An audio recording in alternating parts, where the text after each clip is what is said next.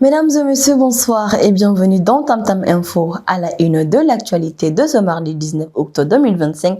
Justice, l'ancien Premier ministre Dr Choguel Kokala Maïga, placé sous mandat de dépôt ce mardi. Son avocat Lady Siré met sa page Facebook officielle dénonce un acte irréparable.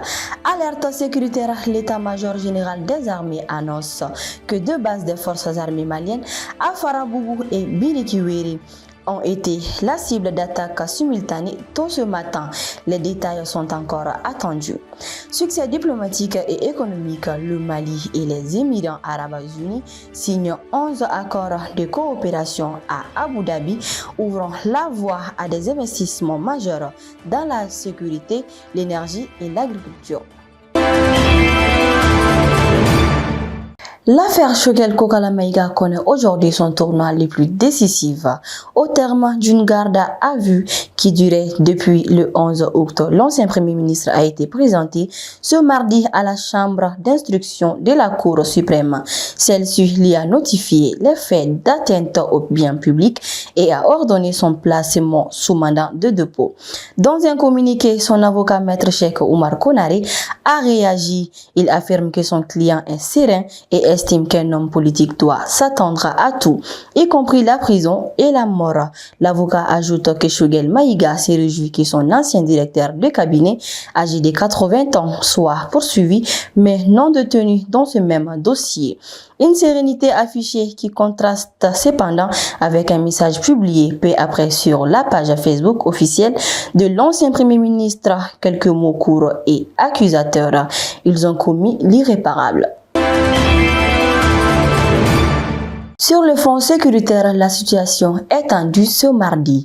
L'état-major général des armées a confirmé dans un communiqué que deux emprises des FAMA ont été visées par des attaques. Il s'agit des bases de Farabougou et Birikiwere. Les assauts auraient eu lieu de manière simultanée aux environs de 5h20 ce matin. Pour l'heure, aucune information n'a été communiquée sur l'identité des assaillants ni sur un éventuel bilan humain ou matériel. L'état-major a indiqué qu'il reviendrait sur les détails de ces événements ultérieurement. Une nouvelle page s'ouvre dans la coopération entre le Mali et les Émirats arabes unis. La commission conjointe qui s'est tenue à Abu Dhabi s'est achevée hier par un succès majeur. La signature de 11 accords. Ces partenariats couvrent des domaines aussi stratégiques que la sécurité, l'agriculture, l'exploitation minière et surtout les énergies renouvelables. La délégation malienne menée par le ministre des Affaires étrangères Abdoulaye Diop a également œuvré pour renforcer les liens économiques avec la tenue d'un forum d'investisseurs et la signature d'un protocole entre les chambres de commerce des deux pays. Cette alliance est vue comme une opportunité majeure pour le développement du Mali. Le tournant de nouveau entre le Burkina Faso et les Nations Unies. Le gouvernement de transition a déclaré persona non grata.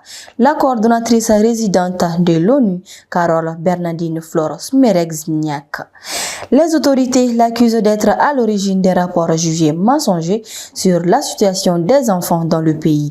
Ouagadougou reproche à ces documents d'avoir été élaborés sans preuve objective et de mettre sur le même plan les forces de défense burkinabé et les groupes terroristes. Madame Flore Simerexignac est donc expulsée du territoire. C'est la deuxième fois en moins de 3 ans qu'une telle décision est prise. Après l'expulsion de sa prédécesseur en décembre 2022, une nouvelle illustration des relations tendues entre le Burkina Faso et l'organisation internationale.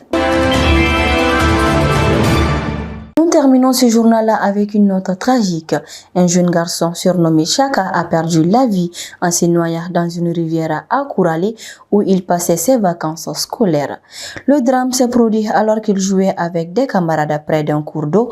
Pressé de rentrer, il a tenté de traverser à un endroit réputé profond et dangereux. Il a glissé et a été emporté par le courant sous les yeux de ses amis. Le corps de l'enfant a été repêché le lendemain par les sapeurs-pompiers, laissant sa famille et toute la communauté dans le deuil. C'est la fin de ce journal. Merci de votre fidélité sur Tam Tam TV. Avant de nous quitter, une invitation à la réflexion avec le grand historien et penseur sénégalais Cheikh Anta Diop. La vérité et la science doivent être le point de mire de toute existence. Je vous souhaite une excellente soirée.